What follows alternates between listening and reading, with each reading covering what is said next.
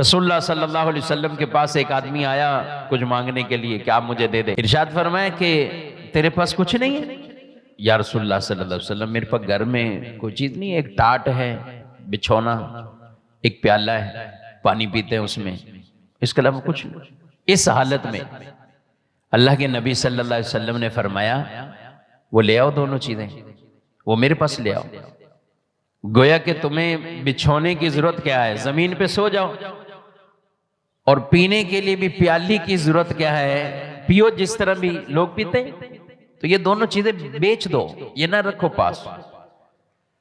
اب اس نے دونوں چیزیں لائی رسول اللہ صلی اللہ علیہ وسلم کے پاس. آپ نے فرمایا اس کو کون خریدے گا؟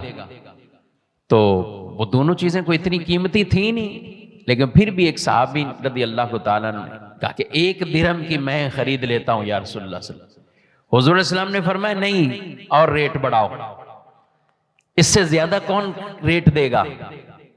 اسی حدیث کی وجہ سے علماء نے بولی والی جو کمیٹی ہے، بولی والی جو خرید و فروخت ہے، اس کو وہ جائز فرمایا کہ جس میں واقعی خریدنے کا ارادہ ہے، سامنے والا بیچنے کا ارادہ ہے، جس نے ریٹ لگانا ہے اس کا خریدنے کا ہے.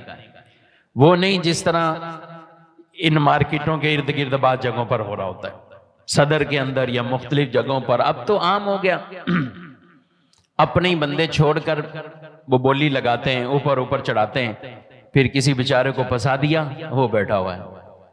اب بعض چھوٹی چھوٹی چیزوں پہ یہ کرتے ہیں اور بعض بڑی بڑی چیزوں پر اب کرنے لگ گئے. پتہ چل جائے یہ دکان بک رہی ہے، یہ فلیٹ بک رہا ہے، یہ وہ ہے، تو وہ خامخواہ ہی دونوں کو آپس میں آ کر لڑوا دیں گے یا ان کا سودا کینسل کروا دیں گے.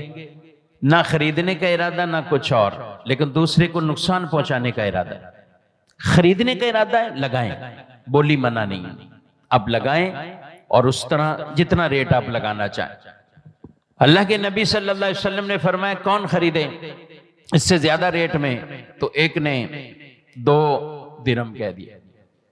نبی پاک علیہ السلام نے ان کو وہ چیزیں بیچ دی اور پھر فرمایا اس نوجوان سے کہ 1 درہم کا غلہ کچھ کھانے پینے کی چیزیں اپنے گھر میں رکھ دو اور 1 درہم کی کلہاڑی خرید کر میرے پاس لاؤ.